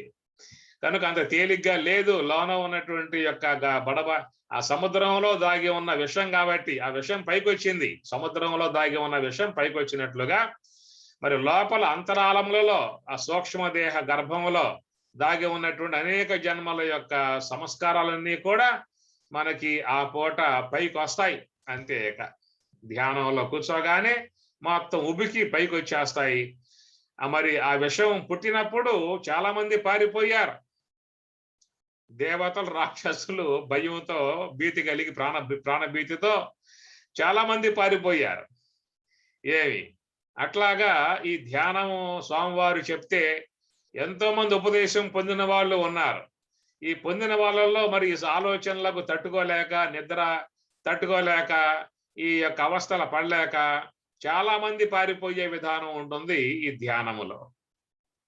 ఎట్లయితే ఆ క్షీరసాగరం మదించే విషయం పుట్టగానే ఎంతోమంది బతుకు జీవుడా, బతుకుని బసవదినస్ అని చెప్పేసి అని ఎంతో మంది పారిపోయినట్లుగా మరి ధ్యాన విధానంలో వచ్చేటువంటి వాళ్ళల్లో చాలా మంది మనుష్యానాం సహస్రేషు కశ్చిత్ యతతి సిద్ధయే యతతామపి సిద్ధానం యతతాం ప్రయత్నం చేసేటువంటి వాళ్ళల్లో కశ్చిత్ మాం వేత్య తత్వతః ఏ ఒకానొకడు అమృత ప్రాప్తిని పొందే విధానం అని చెప్పి అన్నట్లుగా మనుష్యానాం సహస్రేషు అనేక వేల మంది దీంట్లోకి వచ్చినప్పటికీ కూడా మరి ఈ విషయానికి తట్టుకోలేక, ఆలోచనలకు తట్టుకోలేక, నిద్రకు తట్టుకోలేక మన వల్ల కాదని చెప్పి ఉద్దేశంతో పారిపోయే వాళ్ళు ఎంతో మంది ఉంటారు. ఏ కొద్ది మందో గట్టిగా పట్టుబట్టి నిలబడేటువంటి వాళ్ళు ఉంటారు. అట్లాగా మరి ఆ యొక్క క్షీరసాగరం మదించే విషయంలో ఆలాహలం పుట్టినప్పుడు మరి దాన్ని చక్కగా పరమశివుడు హరించాడు. పరమశివుడు బోలాశంకరుడు ఆయన. అందువల్ల విషమును హరించాడు కాబట్టి ఆయన మహాదేవుడు అయ్యాడు. మిగతా వాళ్ళంతా అల్పదేవుళ్ళు అయిపోయారు. కాబట్టి ఆ ప్రకారముగా మన యొక్క మరి ధ్యానములో ఉన్నప్పుడు ఏ మనసు నుంచి సంకల్పాల రూపముగా, ఆ అవిద్య నుంచి నిద్ర రూపముగా ఆవిర్భావం అయ్యేటువంటి యొక్క విధానం ఉన్నదో దాన్ని సర్వేశ్వరుడు హరించి వేస్తాడు. ఎందుకని చెప్పనంటే మహాకారణ స్థలములో ఉన్నది ఎవరు అని చెప్పని సర్వేశ్వరుడు. మహాకారణ స్థలము ఈశ్వర స్థానము. మనం గతంలో చెప్పుకున్నాం కదా, నేత్ర స్థలం జీవుడి స్థలం. నేత్రము, శ్రోత్రము, ఆపో స్థలము, ఆకాశ స్థలం, అగ్ని స్థలం, మూడు కూడా జీవుని యొక్క సంచార స్థానములే ఈ మూడు కూడా. అందువల్ల ఈ జీవుడు ఈ మూడు స్థానాలలో సంచారం చేస్తూ ఉంటాడు. నేత్ర స్థలం నుంచి ఆ శ్రోత్ర స్థలం సూక్ష్మ దేహానికి, స్తోత్ర స్థలం సూక్ష్మ దేహం నుంచి స్థూల దేహానికి ఇట్లా సంచారం చేసి స్థూల దేహంతో ఉన్నప్పుడు విశ్వడుగా, సూక్ష్మ దేహంతో ఉన్నప్పుడు తైజసుడుగా, కారణ దేహంతో ఉన్నప్పుడు ప్రాజ్ఞుడుగా ఇట్లా పేర్లు పొందే విధానముగా ఉన్నాడు. కాబట్టి మూడు స్థానాలలో సంచారం చేసేవాడుగా జీవుడు ఉంటే మరి ఈశ్వరుడు కూడా మూడు స్థానాల్లో సంచారం చేస్తూ ఉన్నటువంటిదిగా చెప్పుకోవచ్చా? ఈశ్వరుడు ఇక్కడే ఉంటాడు, ఎక్కడికి వాడు. అందువల్ల ఆయన కోటస్థః అని చెప్పి అన్నారు. కోటస్థః అక్షరః ఉచ్యతే. కాబట్టి ఈశ్వరుడు కోటస్థుడు, అక్షరుడు కాబట్టి ఆయన ఎక్కడికి పోయే విధానం లేదు. ఒక జీవుడు మాత్రమే, నేత్ర స్థలం గల జీవుడు మాత్రమే స్తోత్ర స్థలంకి రావచ్చు. సూక్ష్మదేహంతో సంబంధపడి స్వప్నానుభవాన్ని పొందవచ్చు. ఆ జీవుడు స్థూల దేహం వద్దకు వచ్చి స్థూల దేహంతో సంబంధపడి లోక వ్యవహారం చేసుకోవచ్చు. ఈ వ్యవహార విధానములో ఈ స్థానం ఈ స్థానం ఈ స్థానాలుగా జీవుడు ఒక్కడే పరిభ్రమించేటువంటి వాడుగా ఉన్నాడు. ఒకవేళ ఈ భౌతిక కాయాన్ని విడిచిపెట్టిన తర్వాత కూడా వేరే వేరే లోకాలకు ప్రయాణం చేసే విధానం అంతా కూడా జీవుని యందే ఉంటుంది. ఏ లోకాలకు పోవాలన్నా మరి అనేక లోకాలు ఉన్నాయని చెప్పి శాస్త్రం వేదం చెప్పే మాట కాబట్టి మనం విశ్వసించాల్సి ఉంటుంది. కనుక ఆ విధముగా అధోలోకాలు కానీ ఊర్ధ్వలోకాలు కానీ ఇవన్నిటినీ కూడా చక్కగా ప్రయాణం చేసే విధానం ఉండేటువంటిది జీవునికి మాత్రమే తప్ప ఈశ్వరుడు కాదు. ఈశ్వరుడు అనేటువంటి విధానం సర్వవ్యాపకుడు. జీవుల్లాగా ఈశ్వరుడు ప్రయాణం చేసే విధానం ఉండదు. ఎందువల్ల అంటే సర్వలోకాలు ఆయన యందే ఉన్నాయి. సర్వలోకాలు ఆయన యొక్క ఆశ్రయంలో పాలన జరుగుతూ ఉన్నాయి. సమస్త దేవతలు కూడా ఆయన అనుగ్రహముతో ఉన్నటువంటి విధానం. అందుచేత ఈశ్వరుడు ఆయన కూడా జీవుల్లాగా ప్రయాణం చేసే విధానంగా చెప్పకూడదు. కానీ ఈశ్వరుడు సర్వవ్యాపకుడు కాబట్టి సర్వవ్యాపకుడై ఉన్నటువంటి యొక్క కూటస్థుడు, అక్షరుడు, ఈశ్వరుడు ఒకే స్థలం, మహాకారణ స్థలం ఒకే స్థలంలో ఉంటాడు. అంతే తప్ప వేరే వేరే స్థలాలకు ఆయన మారడు. అంటే సర్వవ్యాపకం అని చెప్పినప్పటికీ కూడా ఆయన జ్ఞాతమయ్యే స్థలం మహాకారణ స్థలం.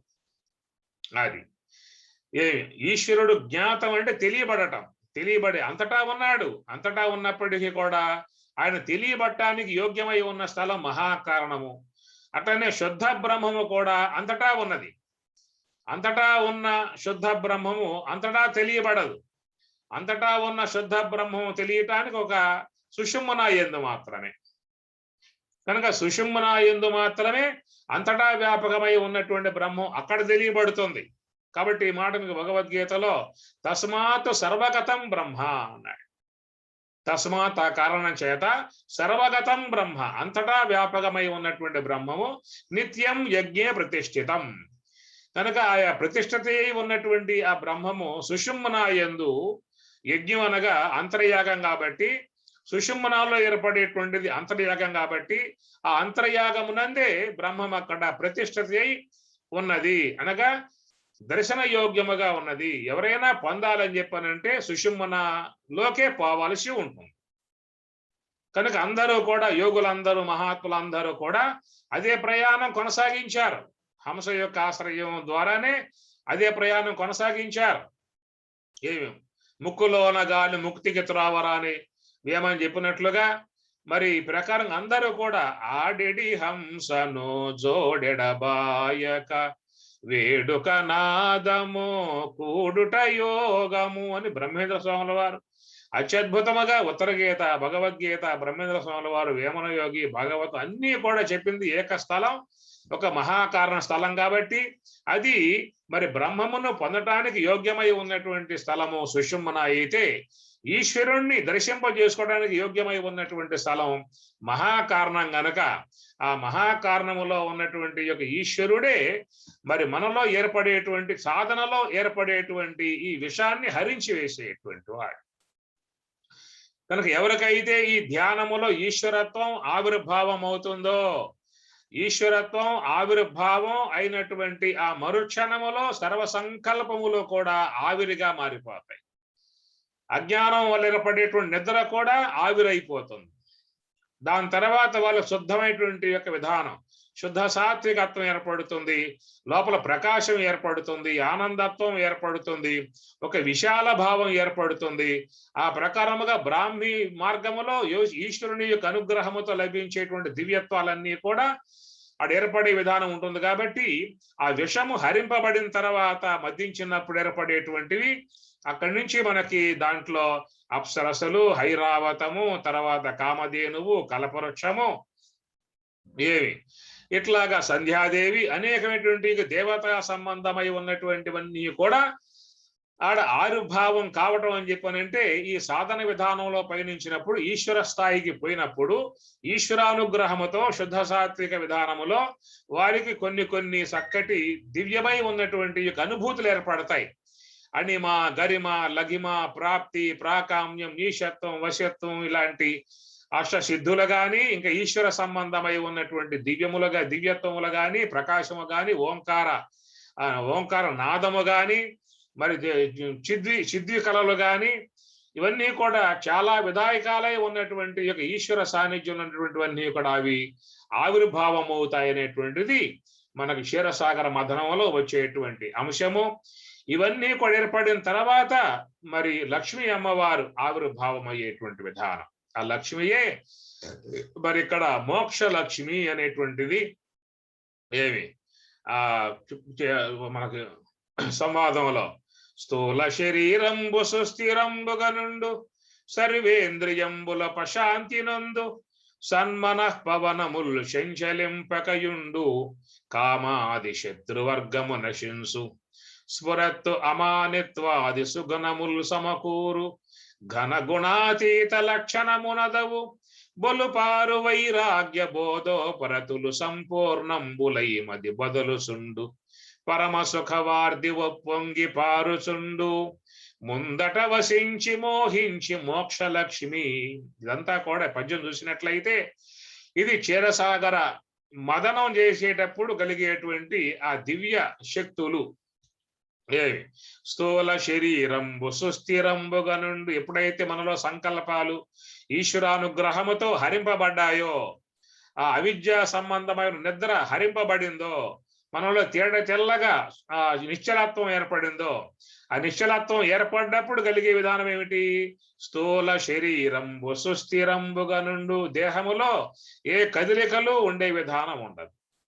సర్వేంద్రియంబులు ఉపశాంతి నందు, సమస్త ఇంద్రియములు కూడా నిశ్చలమైపోతాయి. సన్మనః పవనముల్ చెంచలింపకయుండు, మనస్సు శ్వాస రెండు కూడా పూర్తిగా నిశ్చలమైపోతాయి. కామాది శత్రువర్గము నశింసు, అనాదిగా సూక్ష్మ దేహంలో చేరి ఉన్న ఆశ్రయ సంబంధ గుణాలన్నీ కూడా నశింపబడతాయి. ఘన గుణాతీత లక్షణమునదవు. ఘన గుణాతీత అనగా ఈ గుణములు సాత్విక, రాజసిక, తామసిక ఈ మూడు గుణములు కూడా అతీతమై ఉన్నటువంటి గుణాతీత స్థితి అనేటువంటిది ఏర్పడుతుంది. బొలుపారు వైరాగ్య బోధోపరతులు సంపూర్ణంబులై మది బదలుచుండు. వైరాగ్య బోధోపరతులు ఏమి అవి? ఆ అమానిత్వాది గుణాలు, అమానిత్వం, మదంబిత్వం, అహింస, శాంతి, ఆర్జవం, ఆచార్యోపాసనం, శవిషం, స్థైర్యం, ఆత్మ వినిగ్రహ, ఇట్లా ఉన్నటువంటి అమానిత్వాది గుణాలన్నీ కూడా వాళ్ళకి చక్కగా ఆ శుద్ధ సాత్విక ఈశ్వరానుగ్రహముతో వాళ్ళకి చక్కగా అలాంటి దైవీ గుణాలన్నీ కూడా రావటం జరుగుతుంది.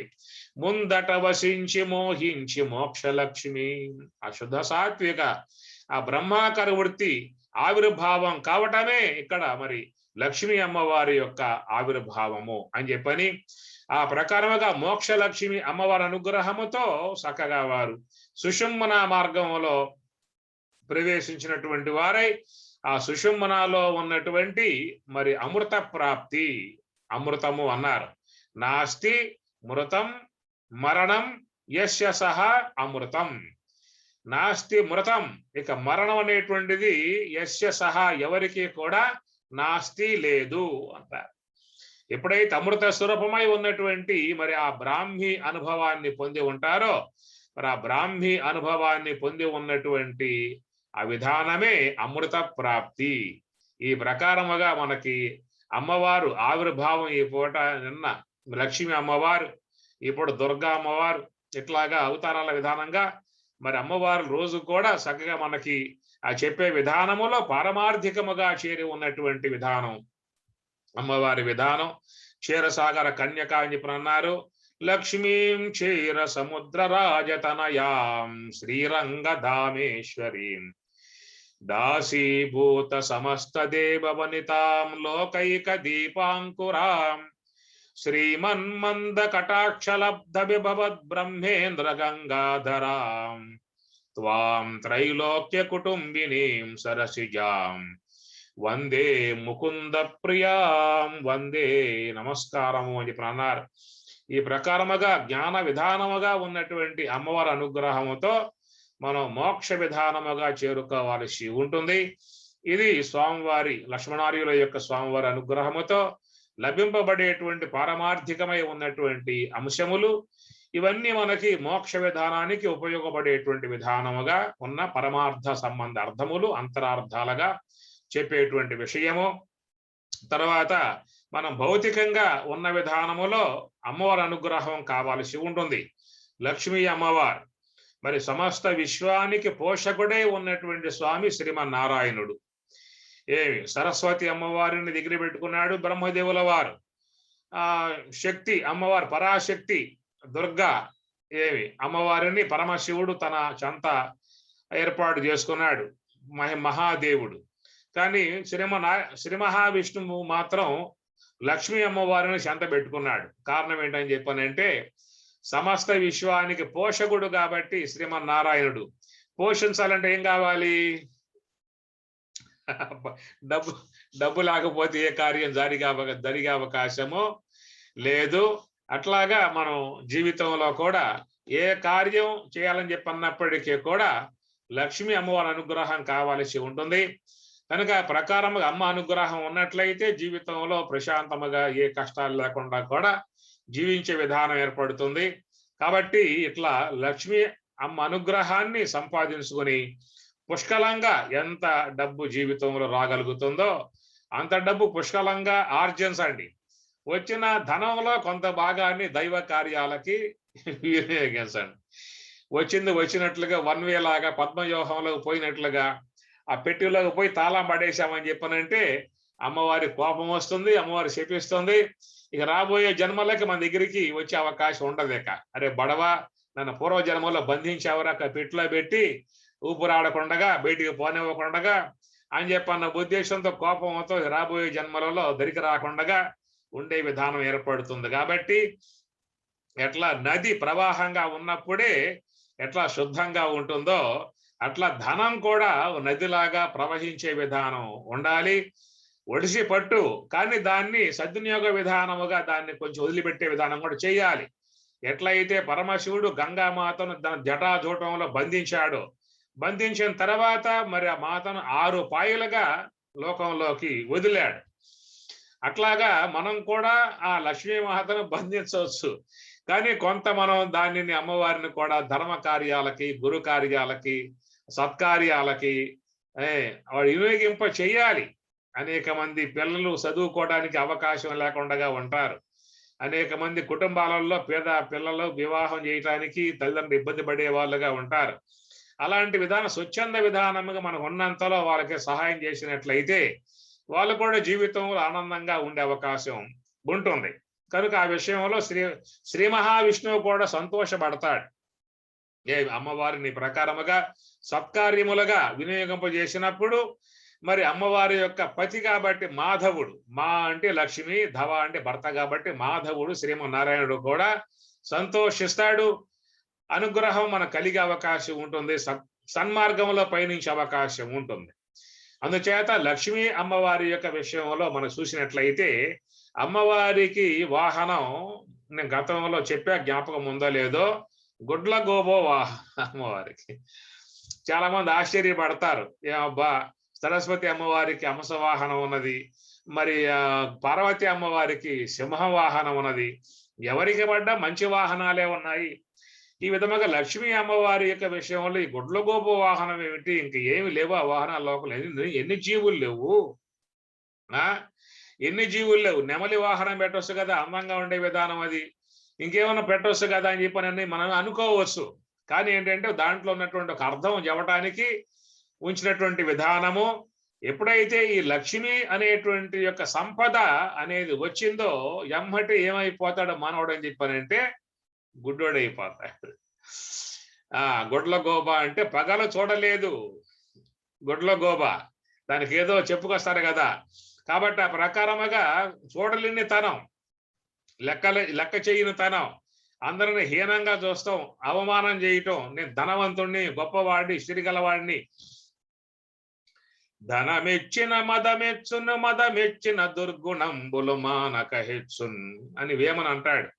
ధనముడిగిన మదముడుగును మదముడిగిన దుర్గుణంబులు మానకయుడుగున్, ధనమెచ్చిన మదమెచ్చును అని చెప్పినట్లుగా ఏమాత్రం చిరులు సంపదలు వచ్చాయా అని చెప్పినంటే వ్యక్తులు ఒక అహంకారం రావటం, ప్రక్కవారిని హీనంగా చూస్తాం, లేనివాడినిగా చూస్తాం, తక్కువ చేసి మాట్లాడటం, అవమానం చేసి మాట్లాడటం లాంటి విధానాలు ఈ సంపన్న విధానాలలో ఆ కళ్ళు మూసుకుపోయే విధానం ఏర్పడుతుంది. కాబట్టి అలాంటి స్థితికి జారిపోమాక అని చెప్పటానికి మనకు అక్కడ చూపించేటువంటి విధానం ఏమి మనం చూసినట్లయితే శ్రీమన్నారాయణునికి గరుడ వాహనం, పరమశివునికి వృషభ వాహనం, అమ్మవారికి సింహ వాహనం, కుమారస్వాముల వారికి నెమలి వాహనం, ఇట్లా దేవతలందరినీ కూడా మరి విశ్వం ఉన్నటువంటి జీవులే ధరించి చక్కగా వాళ్ళని మోసుకు తిరుగుతూ ఉన్నాయి.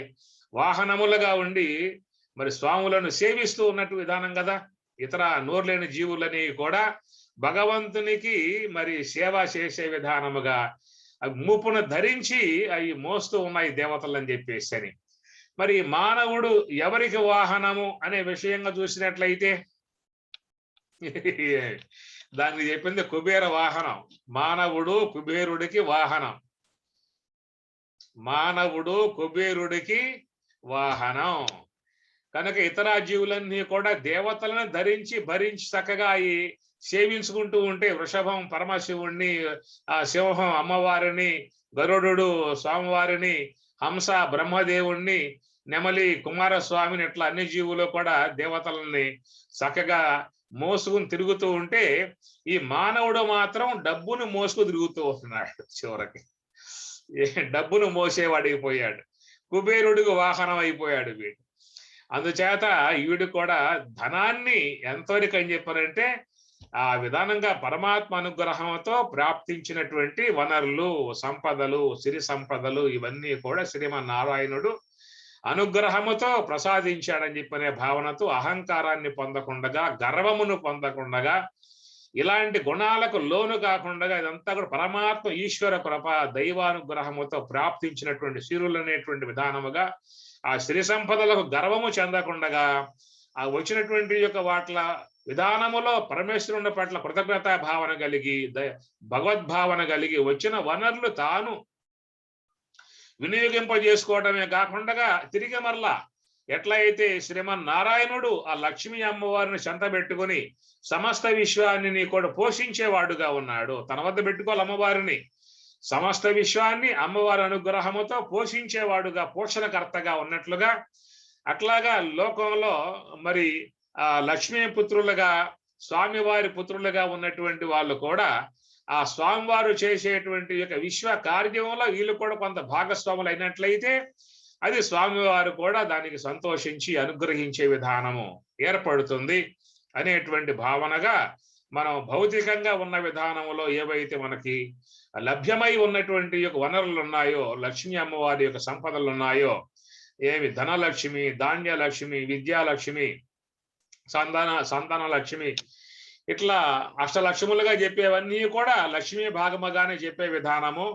ఏవి వచ్చినప్పటికీ కూడా అవన్నీ కూడా శ్రీమన్నారాయణుని పరమేశ్వరుని యొక్క అనుగ్రహం వల్ల ప్రాప్తింపబడినటువంటి భావం కలిగి గర్వమును చెందకుండగా వాట్లను తాను చక్కగా కుటుంబ పోషణ కోసంగా వినియోగింప చేసుకుంటూ కొంత భాగాన్ని మహాత్ములని, సాధువులని, ఆశ్రమాలని, ఆలయాలని ఈ ప్రకారం కొంత చేసినట్లయితే అమ్మ అనుగ్రహం ఉంటుంది.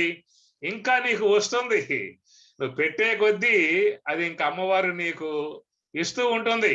ఏమి కాబట్టి బంధిస్తే ఉండదు అమ్మవారు, మనం కొంత పంపిస్తూ ఉంటే వెనకాల వచ్చేది వాళ్ళ వెనకాల వస్తా ఉంటుంది. కాబట్టి ఆ ప్రకారముగా లక్ష్మీ అమ్మవారిని ఆరాధించుకునే విధానములో మనం ఇటు భౌతికముగా విధానములో అమ్మవారిని విధంగా భావించి అమ్మవారి అనుగ్రహం సంపాదించుకోవాలి. అటు పారమార్థికముగా చెప్పుకున్నట్లుగా క్షీరసాగర కన్యక అనే విధానములో ఆ మోక్ష విధానములో అమ్మవారిని మనం అనుగ్రహింపజేసుకుని అమృత ప్రాప్తిని, బ్రహ్మ ప్రాప్తిని మనం సంపాదించుకోవాల్సిన విధానము ఉంటుంది. కనుక ఈ ప్రకారముగా అమ్మవారు లక్ష్మీ అమ్మవారి యొక్క అవతారము, ఈ పూట దుర్గా అమ్మవారి యొక్క అవతారము ఈ ప్రకారంగా వచ్చాయి. రేపు ఇప్పుడు మహిషాసుర మర్దిని కూడా జరిగే విధానం ఉంటుంది. రేపు విజయదశమిగా ఎంతో గొప్పగా లోకమంతా కూడా భక్తిభావంతో సేవించుకునే విధానం ఏర్పడుతుంది. రేపు విజయదశమి యొక్క అంశములతో ఉన్నటువంటి ఆ భాగాలని స్వామివారి అనుగ్రహముతో చెప్పుకునే ప్రయత్నం చేద్దాము. ఓం సహనా భవతు, సహనౌ భునక్తు, సహ వీర్యం కరవావహై, తేజస్వినావధీతమస్తు మా విద్విషావహై. ఓం శాంతి శాంతి శాంతి. హరి ఓం తత్సతు. శ్రీ గురుభ్యో నమః. హరి ఓం. ప్రియాత్మ స్వరూపులారా, రోజు మనం మన ఆశ్రమాలకు సేవలు అందించేటువంటి వారిని స్మరింపజేసుకోవడం కూడా చాలా పుణ్య విధానము.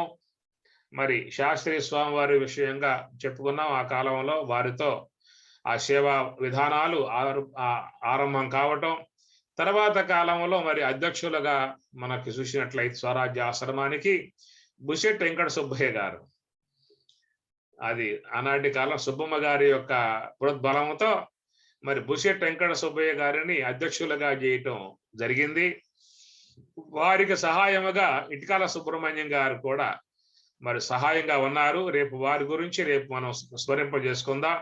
ముఖ్యంగా మరి బుషెట్ వెంకట సుబ్బయ్య గారు చూసినట్లయితే సౌమ్యుడు, శాంతమూర్తి, సహనము, నిదానము, నాకు తెలిసి ఎన్నో సుగుణాలు. నేను ఆయన దగ్గర కూర్చుంటా, ఎంతో మాట్లాడతా కదా, ఎంతో కాలంగా మాకున్న పరిచయం. మేము చాలా సార్లు జమలమడుగులో నారా రామ మందిరం ఏదో చెప్తారు, స్వామి గారి మందిరం, సప్తాహాలు పెట్టాం, చాలా పెట్టాం. బుషెట్ వెంకట సుబ్బయ్య గారి ఇంట్లో నేను మఖం ఉండే విధానం, చాలా యజ్ఞాలు చేశాం అక్కడ ఆ ఊర్లో జమలమడుగులో. కనుక మరి ఆయన గారు స్వరాజ్యాశ్రమం అధ్యక్షులై ఎంత సేవలు అందించారని చెప్పనంటే, మరి బెంగళూరు నుంచి మా మాతృమూర్తి ఉమా అమ్మగారి యొక్క బృందం, అట్లనే జయలీలమ్మ గారి యొక్క బృందం, వీళ్ళందరినీ పరిచయం చేసింది మన శాస్త్రీయ స్వహం గారే. ఎందుకంటే బుషెట్ వెంకట సుబ్బయ్య గారికి బెంగళూరులో భక్తుల పరిచయం ఏమి లేదు. శాస్త్రీయ స్వహం గారు ఎక్కువగా బెంగళూరు వెళ్ళటం, భక్తుల దగ్గర సత్సంగాలు చేయటం ఉంది కాబట్టి ఆయన విధానములో మరి బెంగళూరు వెళ్ళటం, చాలా వనరులు మనకి ఆశ్రమానికి ప్రాప్తించిన విధానము బెంగళూరు నుంచే వచ్చాయి మనకి. బెంగళూరు చల్లని ఊరు, చక్కటి ఊరు, cool city, green city Bengaluru, అనుగ్రహ ప్రసన్న విధానంగా ఉండే ఊరు, అందరూ ఇష్టపడే ఊరు. మా ప్రసాద్ అయితే చిటికేస్తే బెంగళూరులో ఉంటాడు. అక్కడ ఆనందం, ఆనందమే ఆనందం, అక్కడ చల్లగా ఉండే వాతావరణం కాబట్టి. ఆ విధంగా మరి బెంగళూరులో ఉన్నటువంటి మా భక్తులు ఉమా అమ్మగారు, మాతృశ్రీ ఉమా అమ్మగారు, మాతృశ్రీ జయలలమ్మ గారు, ఈ ప్రకారంగా వాళ్ళ సహకారంతో బుషెట్ వెంకట సుబ్బయ్య గారు మనకి ఈనాడు ఉన్న ధ్యాన మందిరం కానీ, రూములు కానీ, ఇవన్నీ కూడా చాలా డెవలప్మెంట్ జరిగిందని చెప్పనంటే వాళ్ళ అనుగ్రహము. మరి ఆ బుషెట్ వెంకట సుబ్బయ్య గారి యొక్క సేవా విధానం చాలా గొప్పది. ఆ సేవా విధానంలో మనం చూసినట్లయితే ప్రసన్నం ఉండాలండి. ప్రసన్నము, ప్రేమ, గురుభక్తి, మాట్లాడే విధానాలు నేను చూసా బుషెట్ వెంకట సుబ్బయ్య గారిలో. నేను చూసా, చాలా నమస్కారం చేస్తా. ప్రతిసారి కూడా నేను మన స్వరాజ్య ఆశ్రమంలో ఎప్పుడు సభలు జరిగినా కూడా ముందు నేను బుషెట్ వెంకట సుబ్బయ్య గారి గురించి చెప్పిన తర్వాతే, ఇటికాల సుబ్రహ్మణ్యం వాళ్ళ గురించి చెప్పిన తర్వాత నేను సభ ప్రారంభం చేయటం కానీ, ఉపన్యాసం ఆరంభం చేయటం కానీ చేసేవాడిని. ఎందుకంటే ఆ సేవ చేసినటువంటి వాళ్ళను మనం స్మరింపజేసుకోవటం కూడా చాలా గొప్ప విషయం. అట్లా ఈనాడు మా ప్రభాకర్ గారు కూడా ఆ డ్యూటీ వహించి ఆయన కూడా మరి ఆశ్రమం ఈ మిగిలిపోతే గుర్తులు ఎవరి వల్ల ఇట్లా అద్భుతంగా అయ్యాయని చెప్పనంటే మనం ముందు చెప్పుకోవాల్సి వస్తే ఆ పేర్లు తప్పనిసరిగా వస్తాయి. పలానా వాళ్ళు దగ్గర ఉండి చాలా శ్రమించి ఈ విధంగా చేశారని చెప్పనే విధానాలు చక్కగా చెప్పుకునే విధానం, చరిత్రలో మిగిలిపోయేటువంటి ఘట్టాలు ఇవన్నీ కూడా అందువల్లే మనం స్వామివారి ఎదురుగా బుషెట్ వెంకట సుబ్బయ్య గారి ఫోటో పెట్టాము, శాస్త్ర స్వామి గారి ఫోటో పెట్టాము, ఇటుకా సుబ్రహ్మణ్యం గారి ఫోటో పెట్టామని చెప్పనంటే వారు చేసిన సేవలకి స్వామి గారి ముందు వాళ్ళు చిరస్థాయిగా మిగిలిపోయారు. వారి పుణ్యం కూడా అట్లాగే ఎంత చేసుకుంటే మనం గమనించండి. మన ఆశ్రమానికి ఒక కమిటీగా ఏర్పడ్డామంటే ఏదో అధికార విధానం వల్ల అంటే పుస్తకాల్లో రాసుకున్నామే తప్ప మనందరం స్వామివారి సేవకులం. తలకాయ వంచి వినమ్రులమై ఆ పాదాలకి మన నుదురు సోకి నమస్కారం చేసుకుని సేవా విధానం, ఈ సేవ నాకు దక్కింది, నాకు ఎంతో పుణ్య భాగ్యము, ఏ జన్మలో పుణ్య విశేషము, స్వామివారికి సేవ చేసుకునే భాగ్యం లభ్యమైనటువంటి కోణములో గనక రాగలిగితే వాళ్ళు ఎంతో సేవ చేసుకునే విధానం ఏర్పడుతుంది. అటు ఆలయాలకు కానీ, ఆశ్రమాలకు కానీ మేము అధికారులం కాదు, మేము కేవలం స్వామివారి యొక్క సేవకులం, సేవ చేయటానికి వచ్చిన వాళ్ళము అనేటువంటి ఆ సేవాభావంలో ఉన్నటువంటి ఆనందం. అది పదవి ఉన్నా పదవి లేకపోయినా సేవ ఎప్పుడూ కూడా ఉండాల్సిందే. పదవి ఉంటేనే సేవ చేస్తామని చెప్పని, పదవి లేకపోతే సేవ చేయమని చెప్పని కాదు. ఇవన్నీ ఎప్పుడు ఊడిపోయే పదవి, అన్ని 2-3 రోజులు ఉంటాయి అంతే, తర్వాత పీకి పక్కన పారేస్తారు. కానీ సేవ పదవి ఉన్నదే అది ఎవడు పీకేయలేడు, ఆ పదవి ఎవరు పీకేయలేరు. కాబట్టి ఈ పదవులన్నీ కూడా 3-4 ఉంటాయి, పోతాయి. కానీ సేవా పదవి, భక్తుడిగా ఉన్న పదవి, గురు భక్తుడిగా ఉన్న పదవి, దైవ భక్తుడిగా ఉన్న పదవులు ఉన్నాయే, ఆ జీవితాంతం ఉండే పదవులు. ఆ పదవులలో మనం వినమ్రులమై సేవాభావనతో నిరహంకారులమై ఎంత చేసుకుంటే అంత చేసుకున్న వాళ్ళు చేసిన మహాదేవ అని చెప్పన్నారు కదా. అలాంటి విధానంలో మనం ఈనాడు చెప్పుకుంటున్నామని చెప్పనంటే ఎంత గొప్పగా ఆనాడు వాళ్ళు చేసినటువంటి యొక్క సేవా విధానం, అది మనం గమనించాల్సిన విధానం.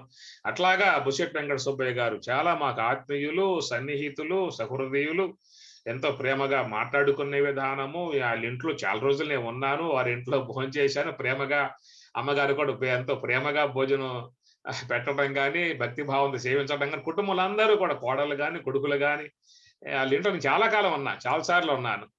అలాంటి సేవాభావనతో స్వరాజ్య సంఘానికి సాక్షాత్తు బ్రహ్మజ్ఞాని, బ్రహ్మవేత్త, బ్రహ్మాలయం అది. రామాలయానికి సేవలు చేస్తాం, శివాలయానికి సేవలు చేస్తాం, కృష్ణాలయానికి సేవలు చేస్తాం. సమస్త దేవతలకు మూలమై ఉన్న వస్తువు బ్రహ్మము. కాబట్టి స్వరాజ్యాశ్రమం అంటే బ్రహ్మాలయం, అది శుద్ధ బ్రహ్మము యొక్క ఆలయం. అది నిరాకారమై నిర్వికారం, అక్కడ ఏ ఆకారాలు అక్కడ ఏమి లేవు, కేవలం బ్రహ్మమే, ధ్యానమే అక్కడ ఉంటే. ఆశ్రమంలోకి వస్తే ధ్యానమే కదా, నిరాకార బ్రహ్మ ధ్యానం కదా అక్కడ ఉండేది. కనుక ఆ విధముగా సామాన్య దేవత ఆలయాలకే సేవ చేస్తే ఎంతో పుణ్యమైనప్పుడు, సాక్షాత్ శుద్ధ బ్రహ్మమై ఉన్నటువంటి, పరబ్రహ్మమై ఉన్నటువంటి ఆశ్రమంలో సేవ చేయటం అది ఇంకా మహద్భాగ్యముగా మనం గమనించాల్సి ఉంటుంది, గుర్తించాల్సి ఉంటుంది. అందుచేత అందరూ కూడా భక్తులుగా ఉన్నటువంటి అందరూ కూడా గమనించాల్సి ఉంటుంది. నాకు పదవులున్నా పదవులు లేకపోయినా నాకు అవసరం లేదు బోడి పదవులు. స్వామి మీ పాదాల కాడ మాకు కాస్త చోటి చాలు, నీ సేవలో మమ్మల్ని పరమాణువులుగా పెట్టుకో చాలు.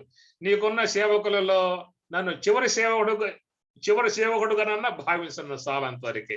మొదటి సేవకుడు కాకపోయినా చివరి సేవకుడు భావించు. ఈ కోణంలో గనక మనం లొంగిపోగలిగితే, వంగగలిగితే ఎంత అద్భుతం పొందగలుగుతామో.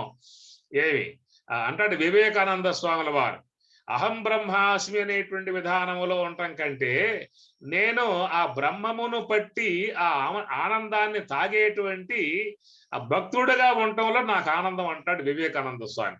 ఎట్లయితే బెల్లాన్ని పట్టుకుని చేమ ఆ బెల్లాన్ని పట్టి ఎట్లా జుర్రుకుంటూ ఉంటుందో, నేను కూడా మరి బ్రహ్మజ్ఞానిగా ఉండటం కంటే ఆ బ్రహ్మమును పట్టి ఆనందాన్ని ఆస్వాదించేటువంటి భక్తుడుగా ఉండటం నాకు చాలా ఇష్టం అంటాడు వివేకానంద స్వాముల వారు. కనుక భక్తిలో ఉన్న మాధుర్యం అది అద్భుతం అండి. ఇది ఆస్వాదిస్తే తప్ప అర్థమయ్యే విధానం కాదు. ఎంత విద్య వచ్చినప్పటికీ కూడా మనం అసలు ఆ విద్య అంతా కూడా గురువు అనుగ్రహంగా భావించి మనం భక్తులైపోవాలి, వినమ్రులు అయిపోవాలి. నేను ఆ తత్వం ఆయనలో చూశాను కాబట్టి ఇంతగా చెప్పడం జరుగుతుంది. అలాంటి వాళ్ళని చూసినప్పుడు మనలో కూడా మనం సర్దుబాటు చేసుకోవాల్సి ఉంటుంది. నేను కూడా సర్దుబాటు చేసుకుంటూ ఉంటాను.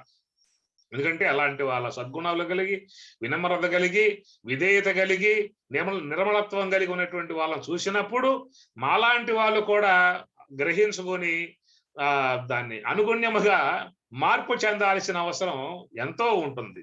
అందరికీ ఉంటుంది, నాకే కాదు అందరికీ ఉంటుంది. అలాంటి విధానముగా మన సేవలు అందించాం.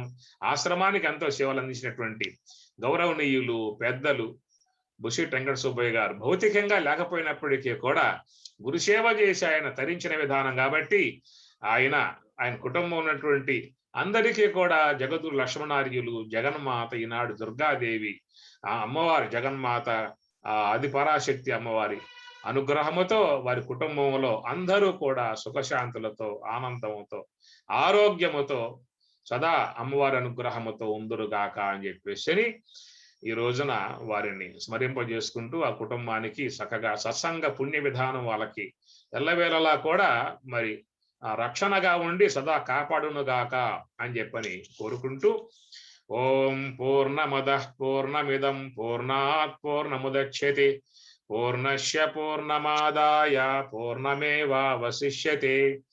ఓం శాంతి శాంతి శాంతి. హరి ఓం తత్సతు. శ్రీ గురుభ్యో నమః. హరి ఓం.